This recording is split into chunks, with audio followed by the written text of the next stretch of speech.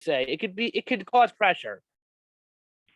So working with your academic coach is a great way to plan out your classes.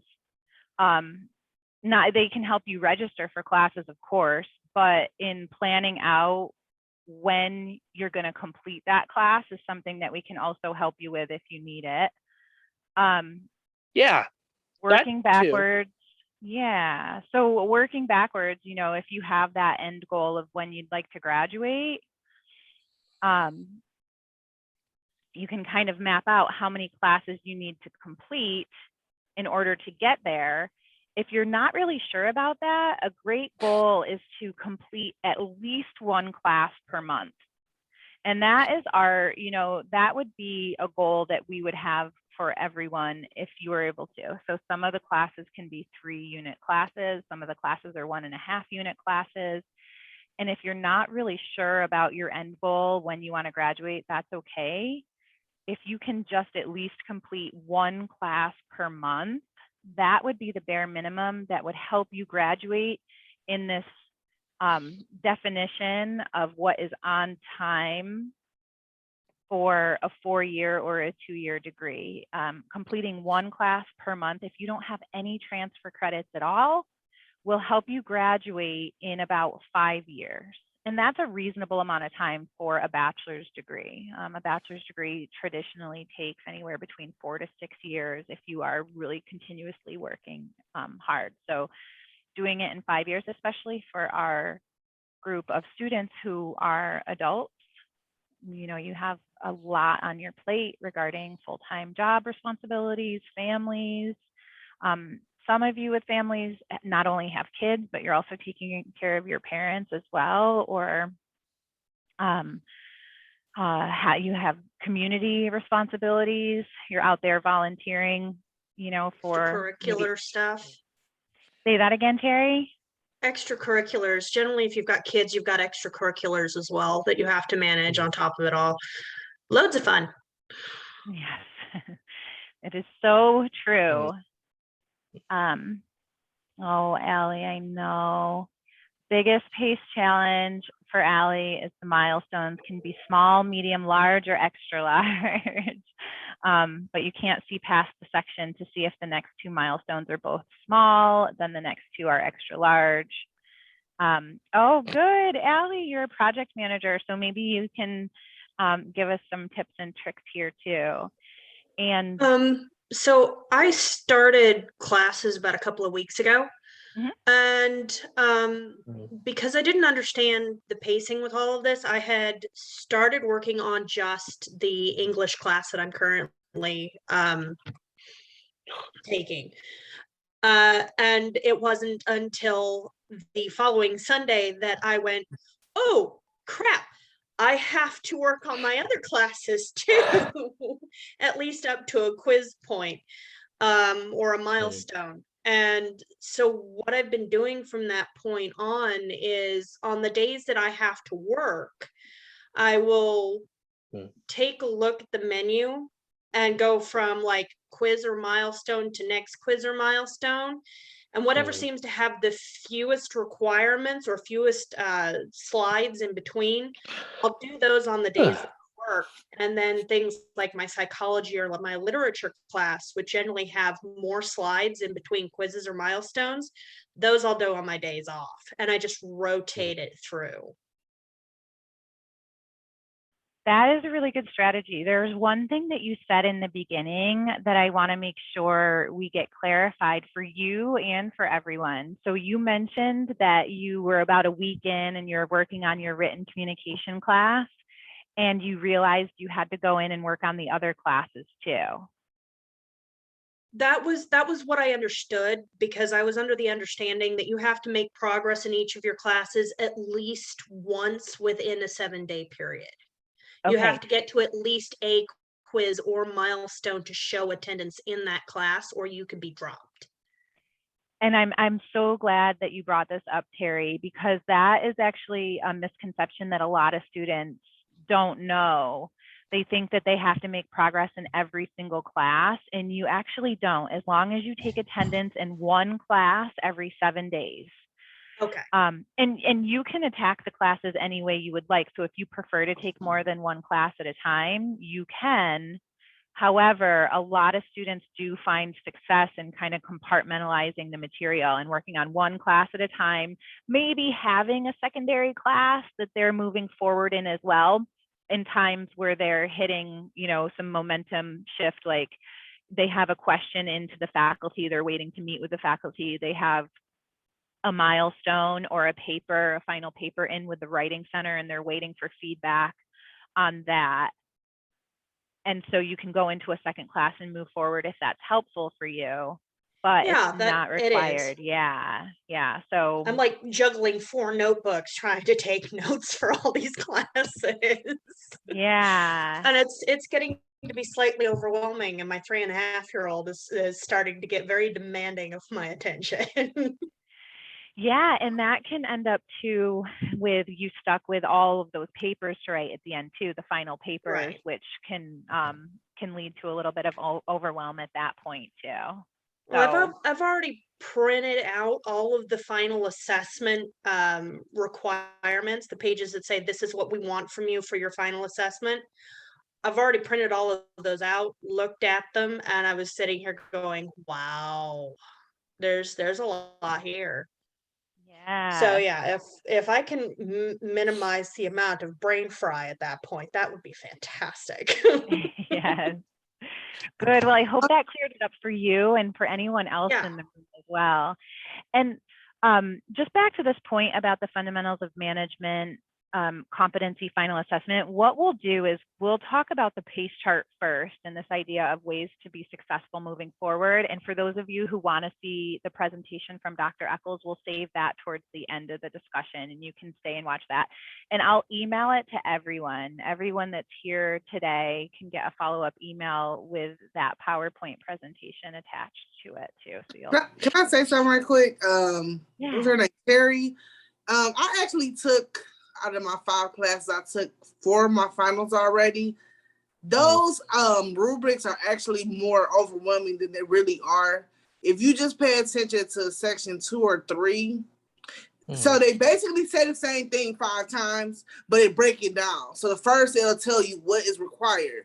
And then the second part, it'll tell you step by step what's required. And then the third part tells you step by step what they want. But you go to like section 2 and 3, it literally outlines how, like, the order that they want you to go in. So it's not hard.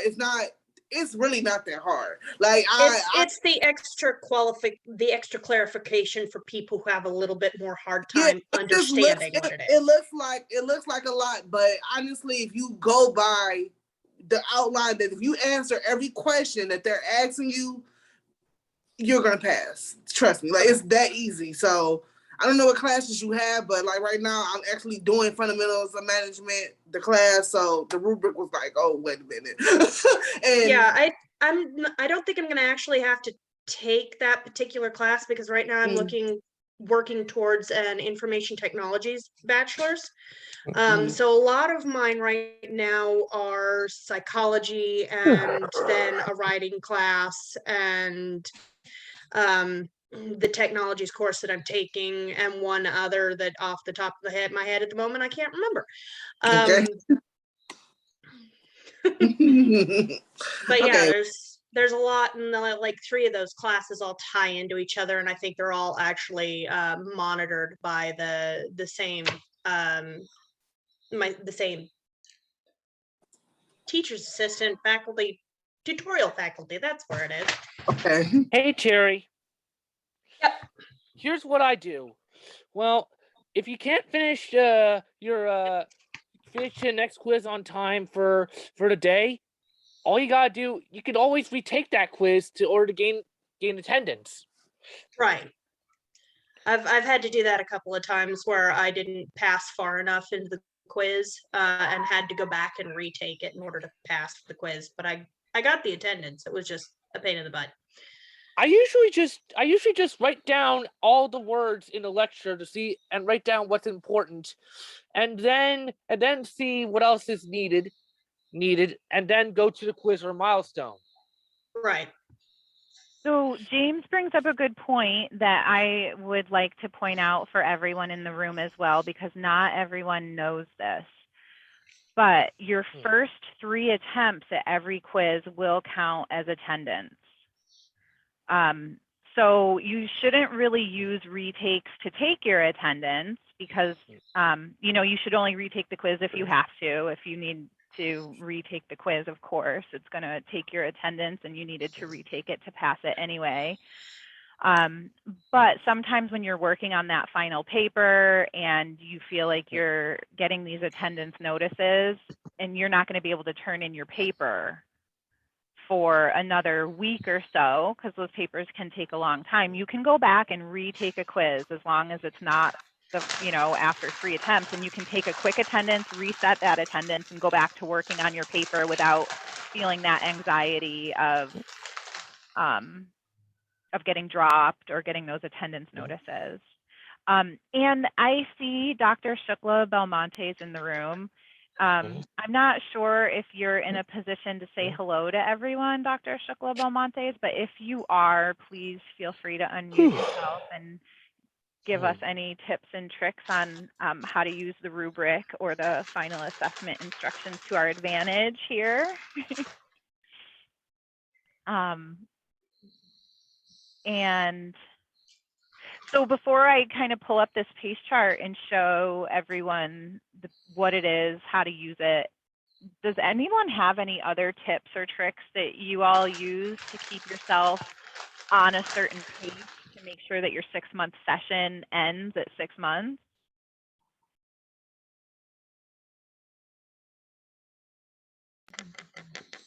I have a question. Okay, great. Now, I actually started in May, so my 6 months is actually coming up. But the breaks that we took, those count against us, like within our time? They do not. Okay, because I was confused. That's a great question. Yeah, no, that's a great question. So when we calculate your start date and end date, your start date will be the very first assignment you ever turn in. So even if you're registered, even if you go in there and you start reading through some of the curriculum, that's okay. Your start date will start the very first assignment you turn in, the very first quiz you complete, the very first milestone, whatever it is. And when we calculate your end date, we actually factor in 26 weeks rather than 24, even though we tell you it's 24 weeks, it's 24 weeks. When we're calculating it on our administrative end, we calculate 26 weeks because we're counting your 2-week break. Your 2-week break is like extra time for you. Okay. Yeah, I'm confused on when mine's. Yeah, because I got a notice that said November 30th, and then when I asked my the academic advisor, she told me October 30th. So the notice you might have gotten, which is, I'm really glad to hear this discussion because it's bringing up awesome points. The notice that you might have received might be in regards to the continuation fee. Yeah. And the reason why we are so adamant about having you complete your session in 6 months is not only because we want to see you reach your graduation goals, but we want to see you avoid those continuation fees as well. So your session should be 6 months. If you need longer, it is available to you. There's a 7-month kind of grace period is what I call it, where you can finish anything left over.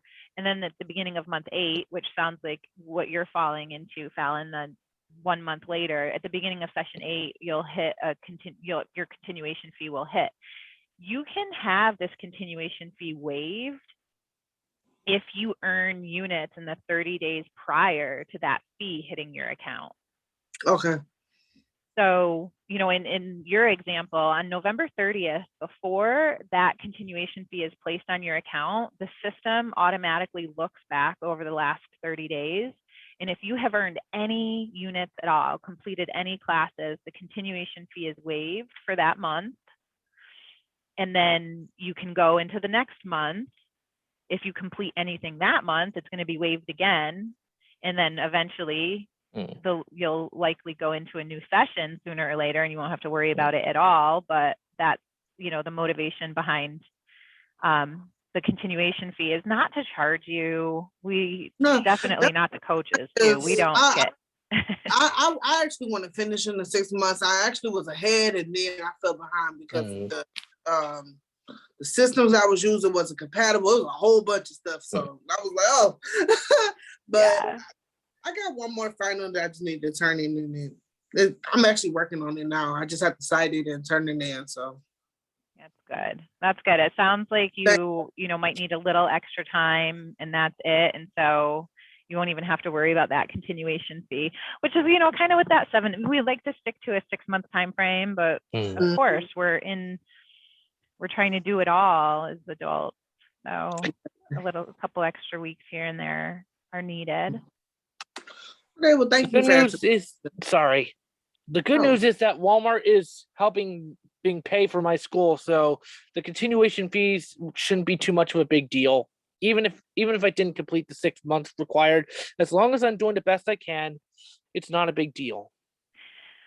Another great point, James. For us all, I think that we could really take that advice to heart, because some of us come in with some goals to complete this degree in a pretty amazing amount of time, and then realize how busy our life is. And what it's all about is that you're just doing the best you can. And as long as you're doing the best you can, it's okay if it takes you a little bit longer to get the degree, because one of the things I really want to stress to everyone is that this idea of a 4-year degree is meant for 18-year-olds going off to college with no other responsibilities. And it's hard for them to even complete the degree in 4 years. So the pressure that we put on ourselves to try and get it done and over with is something that we work a lot with as individuals in our coaching sessions. Is just, as long as you're doing the best you can and making these small steps forward, you're going to get there. So you're welcome. Exactly, Mary. The best thing to do is to schedule things. On Monday, Wednesdays, and Fridays, I do a 3-hour school day. Tuesdays and Thursdays, it's only for 2 hours. And on Saturdays, I take breaks, and Sundays, it's 2 hours again. Another great point, James, to schedule things and to make sure you're taking breaks in there. And so, speaking of schedule things, we can still continue this discussion, but I do want to show everyone the PACE chart as well. So let's get to that, and we can still go on with the discussion from there. The PACE chart I did send everyone in an email. I hope you all also saw our Coach's Corner. Our Coach's Corner is going to be our monthly motivational message to you all. Yazi did an amazing job on the first one for October. Jared is coming up in November. We're going to post it on our private Facebook group every month. So if you're not a part of that Facebook group, please feel free to join us. And I'll send it to your email as well. I know Facebook isn't everybody's cup of tea, but it is a private group. So anything that you post in there, only your fellow students can see. Can everyone see my screen? Oh, and Yasi, thank you. Yeah, thank you. Yasi posted the link to the Facebook group in the chat box.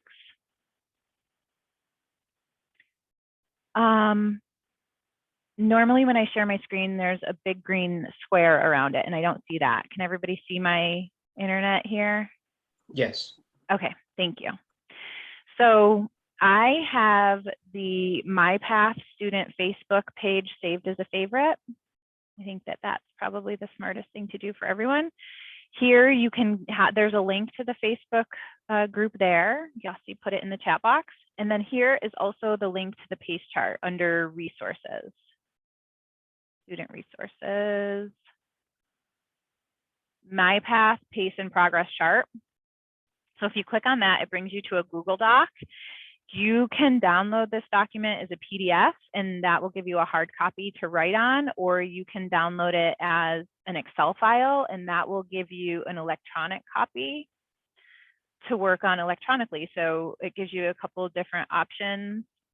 I like to print out the PDF and scribble all over it first, and then once I get everything set, I'll put it into an Excel document as my final copy.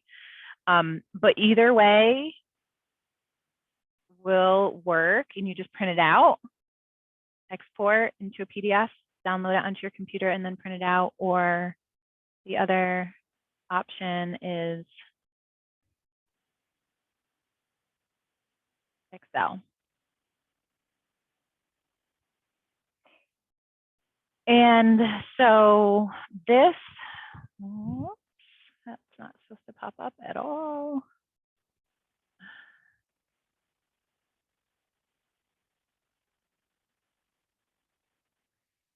The Excel doc, the way that this pace chart works is it's for a full session. It's for all 6 months. So whatever 12 units you have that you're starting with, you want to go in there, figure out which class you want to work with first, maybe which class you want to work on second. You can turn this into a 1-month pace chart if you would like. We're going to create a 1-month pace chart as well, but for now, the 6-month pace chart is really what we want to talk about. And so for month 1, you have your first week, second week, third week, and fourth week. You're going to want to go and figure out which class you want to work on first. Go in and take a look at the curriculum, see how much curriculum is in there, and then set your goals. So for week 1, if the class has 4 objectives, you're actually going to want to complete objective 1 plus a little bit of objective 2, because the way that I think about it is you always want to work backwards. So the first thing I would do is probably take week 4 and make that my final paper week. It's going to take me a full week to write the final paper. And that means that those 6 objectives that might be in that class, objective 1 and 2 are going to go here, 3 and 4 here, 5 and 6 here. So you're going to go ahead and fill that in.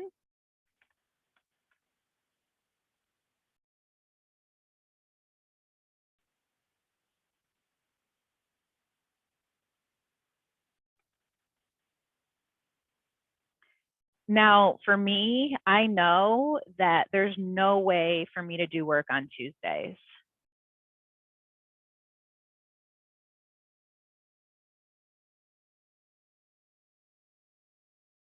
So those Tuesdays and actually Thursdays, my kids have soccer and we are running around with our heads cut off, trying to make it home, get dinner, get them in bed, and there's nothing left in me on those nights.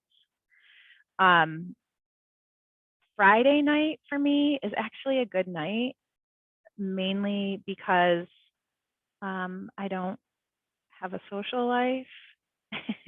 And so that's going to be a night where I'm going to probably get a lot done. I don't have to worry about putting the kids to bed early. I don't have to worry about feeding them and at a certain time and things like that.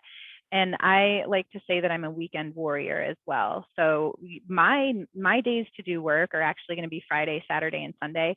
I might try a little bit here Mondays and Wednesdays, maybe to prepare myself to be in a really good position to get those milestones done over the weekend.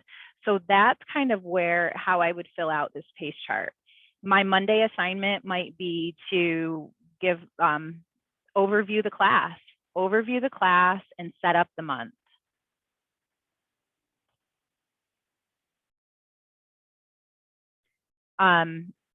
Wednesday, as I set up the month, that might be when I fill out each of these assignments. If I want to get objective 1 and 2 done in the first week, then I'm going to set up the reading and the milestones here. The estimated time that I have each day, I would probably put about 2 hours. I think I would go in there after I get the kids to bed, maybe like 9 o'clock, see if I can last until 11. That's pushing it, but I would try. And so the estimated time that I have, I'm going to put in here. And then at the end of each week, I'm going to put that, well, at the end of each day, unless I can remember at the end of each week, but at the end of each day, I'm going to put in the actual hours that I work. And it's okay if you estimate 2, but your actual hours are 0, because that's going to help you realize that maybe Mondays are not a good day. So it's okay if every Monday you come out and say, I didn't get it done, I didn't get it done. It's not something to feel bad about. It's actually something to feel good about, because now you're realizing that Monday's not a good day. So stop putting stuff in there so that you can stop feeling bad about it. You can manage your time in the other places that you are finding it. For example, Friday, I might put 2 hours, but I might end up working 3. Same thing for Saturday. I might say I'm going to do 3 hours in the morning, but I actually find that I do 4. So I'm making up that time that I didn't think that, I thought I had it over here.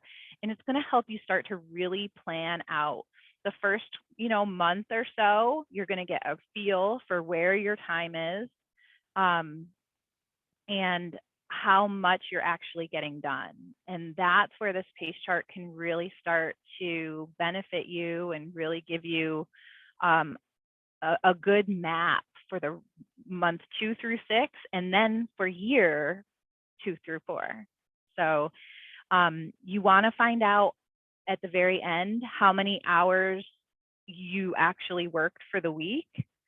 Because if you don't reach your goals of completing objective 1 and 2, that's when we can kind of map out and make those decisions about you're doing the best you can. And if this is how it maps out, then maybe instead of a 6-month session, we fit it into a 7th-month session and we use that extra month. Or some students, maybe some of you in here, even I'm sure some of you in here are finding that you're actually completing more than a class per month. How many hours does it take you? And you can start to map out and maybe even go a little bit faster if it allows you to do that. So I'm going to stop there because the pace, and like James had brought up before, this little section here is where you put your reward. That's what these little green sections are for, because you really should reward yourself, whether it's a small reward at the end of each month or a big reward at the end of your 6 months. Figuring out how to reward yourself is going to be really important too. So that there's even a little section in there so you can plan out your reward.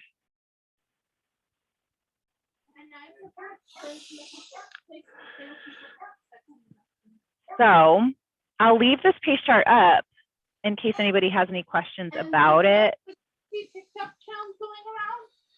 I'm not sure if that's a question for me or somebody unmuted. Okay, so tell me what your thoughts are. Tell me if you think this pace chart would work for you. Tell me if you have other ideas that might work better.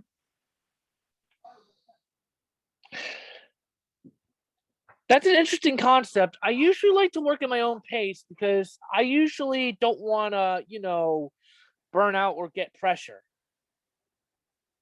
But an interesting concept, though.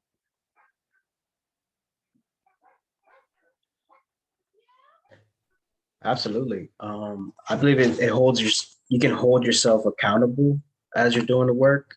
And I really see that kind of pace really developing. And I think one would get better for each week. So I really appreciate this. Absolutely. Thank you. Oh, good. Who was our project manager in here? Tell us your thoughts on how to make that better in a project management perspective. Ooh, great question. I will say definitely as a project manager, I do a very, very good job in my day-to-day But for some reason, and I really love the reminder that, you know, we are all, the way, the pace and the progress, we got to remember to give ourselves that grace because we are not as young as we used to be. So I definitely have already done the bachelor's, actually already did my first master's degree when I was really, really young. So it's now about rebalancing all my other priorities with this. So I'm actually working through and making a couple adjustments, the pace chart for myself. And I think to me, I really like the visual of laying it all out in 1 week. So you see the full work. And I think before, I was trying to chunk it a little differently, but I like maybe doing the month. Let's really figure out what your goal by the end of the month should be, and then go from there and see how you are progressing, whether you need to speed up or slow down. So I really do like this. Very excited to see that you guys put this chart together. So. Thank you, Allie. Good.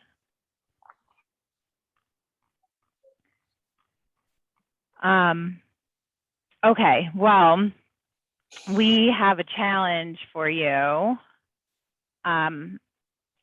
If anybody's interested in taking on the challenge, we would challenge you to print out or download as an Excel file and fill out just the first month. So maybe you're working on a class right now and you just want to finish that class, or maybe you're about to start a new class. Our challenge to you would just be to fill out the very first month with the class that you want to finish, and talk to your coach about it and see. And then our MyPath meets every month. So you could bring out, have it filled out by the next month, maybe plan out your next class, whatever it is, meet with your coach. But we would love to hear from you next month on how it worked for you. And let us know. Let us know where you hit your barriers, what worked, what didn't work. And if you're on our Facebook page, post it on there. You can post the filled out chart. And we'll ask you about it. How's it going? We'll check in with you. Awesome. One thing that for the actual classes, I was really in that fear-based mentality about not completing assignments for each class. Like I thought I would be getting just, hey, you're not doing this in this class, but you're performing in this class. So a great call out there that you could start 3 classes, but be working on 1, and you still get that completion time lapse there. So I appreciate this. All this session has been constructive and really helpful. Thank you. Awesome. Thank you. There's one That thing makes that us I feel also do, good. though. Thank you. There's one thing that I also do. During a final assessment, when I'm sending this thing to a writing center, I usually go to the next class right away to get things started. That's mainly because, well, I want to get a gist of it, and also because, well, I don't want nothing to do unless it's a break day like Saturday or something. Yeah, that's okay. We call that your primary class and your secondary class. So your primary class is the one you're working on, you're working hard, sending it to the writing center. And your secondary class is one that you're moving forward in that's probably going to become your primary class as soon as the one you sent to the writing center is done. And that really helps. It helps students. So most students do work on one class at a time, but they have like this secondary class that they're kind of poking into and moving forward in. And that secondary class is usually, not always, but it's usually one that you would consider a little bit easier content. It's not something like math that you can just let go of for 3 weeks and come back into when your primary class is slowing down. But yeah.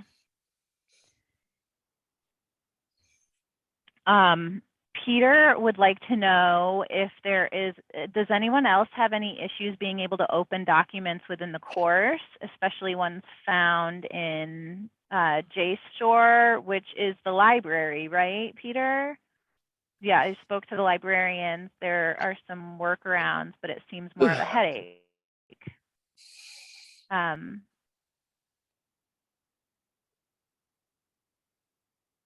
So, and will UMass be getting a JSTOR subscription? I'm not sure. I think that that would be a question for the librarian. Is anyone else having any issues opening documents or issues with the library?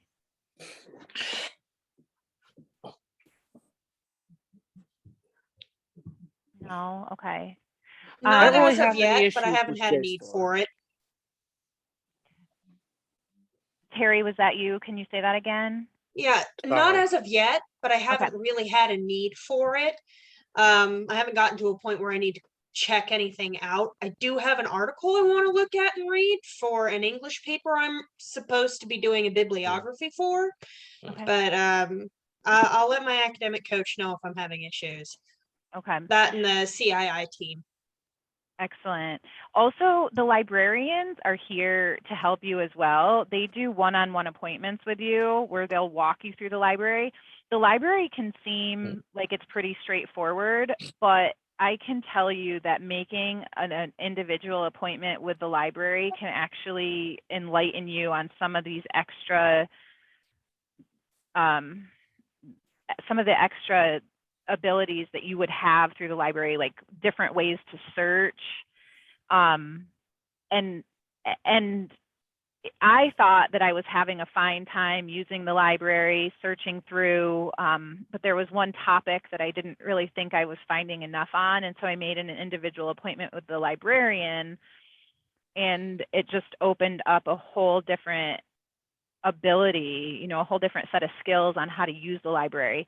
We've had a MyPath Meets where we brought a librarian to show you all how to use that. And so we're going to be creating a resource library that has all of our past MyPath Meets, and we'll have a librarian come in again too. It'll kind of be a continuous thing, but just know they're there for you one-on-one anytime. I really like that, Mary, and I don't want to take us down a rabbit hole. So let me know. I'm not offended if you're like, hey, Dina, bench that one for your academic advisor. But I would be curious to know, since we're kind of on the same wavelength here, if anyone struggles with the bulletin, because what I have found sometimes is just trying to find other students that have posted or have some kind of a chat. Am I way off base here? That sometimes, I don't know if it's a me thing, it really could be, guys, but is anyone else experiencing that? So are you talking about in the Facebook page, or are you talking about in the discussion board? In the discussion board, sorry. I called it a okay. bulletin board, but I did mean the discussion, yeah. Okay, so I'm sorry, can you just ask that again? Yeah, I'd be curious to know. I know that sometimes people struggle with maybe opening a document. I haven't had that yet, but something that I personally have had a glitch with is just being able to communicate on that discussion board. Is anyone else having that? Is it a Dina problem? I'm not offended if it is. No, it's definitely a problem I've had from time to time. Thank you, Terry. Sometimes it takes forever to load. Okay, maybe I'm not patient enough. Okay, could be. This is Dr. Shukla Belmontes. I just wanted to chime in and say thank you for letting me know, Dina and Terry. These are great feedback points we can take back to our Director of Digital Solutions, who looks at all of our quality assurance pieces, just so he can run some extra tests on that too, to see that social discussion board, if he sees any glitches on his end also, and how we can fix it for you. So thank you. Oh, I so appreciate that. I really, really do. Thank you. Oh, thank you.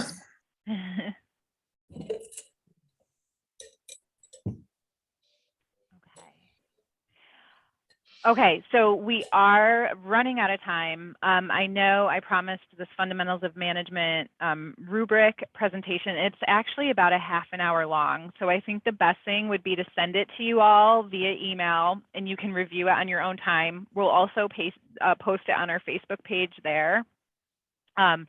And Dr. Eccles is happy to come to another MyPath Meets. She just had something come up last minute and wasn't able to make today, but she would be happy to attend another one. So if you are able to watch this Fundamentals of Management PowerPoint presentation and you have any follow-up questions at all, not only could you contact her directly, but you could also let me know that you really do want to meet her at another MyPath Meets, and she'll show up to say hello and answer any questions there.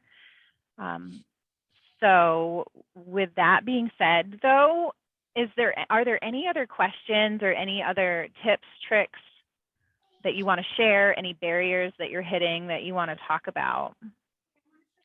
Well, you did mention that with the retaking of the quiz, you says you don't want to retake the quiz more than 3 times for the attendance. I usually tend to do that sometimes. I didn't, and the thing is, I do that sometimes because I don't want to be locked out. Yeah. So, but sometimes when we get into the project and we finally submit it to our first draft to the submission center, there's always time to get started on a new class. yes, that's true. So that's always a better option. I think anytime you need to take attendance, it's always better to move forward and take attendance. You know, like I said, you can retake a quiz up to 3 times, and the first 3 attempts will take your attendance. But to use that as, you know, oh, I'm past my 7 days, I better go in there and take a quick attendance, right? It's ourselves that we're really, you know, we're only doing that. We're not really moving forward, and it's only our goals that we're kind of setting aside for that. So I can definitely understand if you're at day 28 and you were writing your final paper. You've been spending a lot of time writing your final paper. Maybe it got sent back to you for a revision from a professor. You need to use the writing center, and there's some barriers with time with that, and you decide to go retake a quiz for that purpose. But when you're taking the quiz to just reset your attendance, you're only pushing your own graduation goals in that case forward. I see. Thank you, I usually try to take my own pace. I don't want to go too fast because honestly, I don't want to pressure myself. Yeah. After all, MyPath is working at your own pace to get the job done anyway. So Sure is. yeah. Oh, well, thank you, James. I always appreciate your insight to it. You gave us so many great tips and tricks today too, James. A lot of good points to talk about. Yeah. And if there's anything that I'm worried about, I could always talk about it in the next MyPath Meets, or I could schedule an appointment with my job coach. That's true. Speaking of which, where's my job coach, Scott? He's got his thumb up. He hears ya. I'm here, James. Oh, hello. Hello there. Hello. Well, I just want to say thank you all for coming.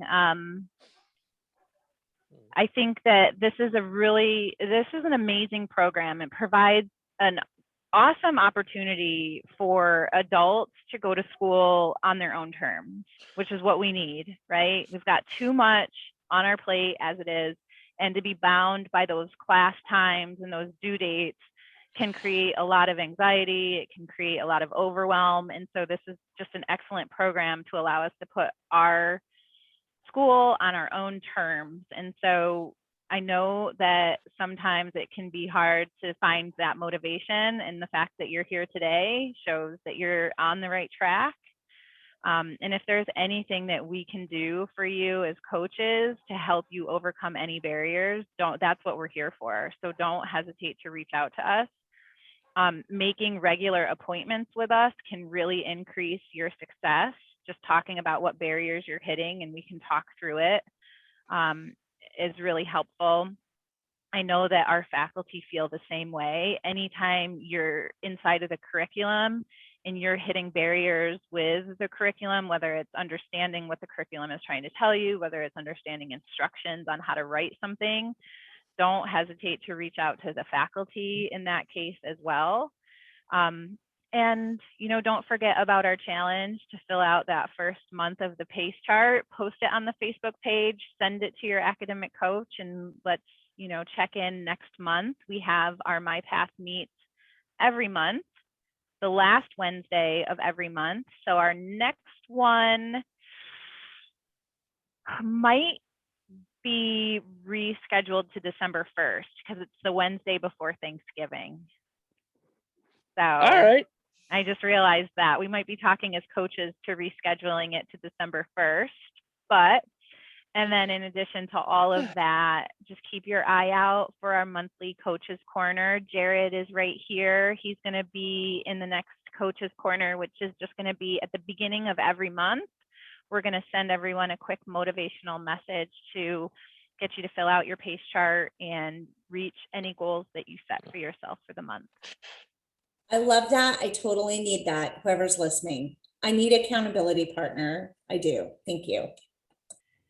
Well, Dina, that is really great. Are you on the Facebook page? I'm not. Okay, no worries. Maybe that's something that we can find for you too, isn't it? You know, another student who's in the same program or in the same place, you know, unit wise, and find accountability partners for you. So we can definitely continue that conversation. And if there's anyone here who wants to connect, send Dina a message, send her your email address. Full disclosure. Thank you. Yeah. Okay.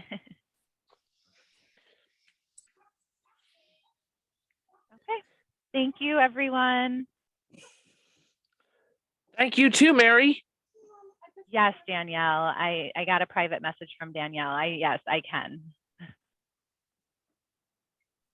Thank you so much for doing this. It has been very helpful and very informational. I appreciate it so much. You're very welcome. We look forward to seeing you at the next one. Thanks, Mary. I'll see you in the next MyPath meets. Awesome. Thank you, James. Thank you so much, everyone. Appreciate y'all. Thank you, James. You're the man. Thanks, Esteban. Thank you, Esteban.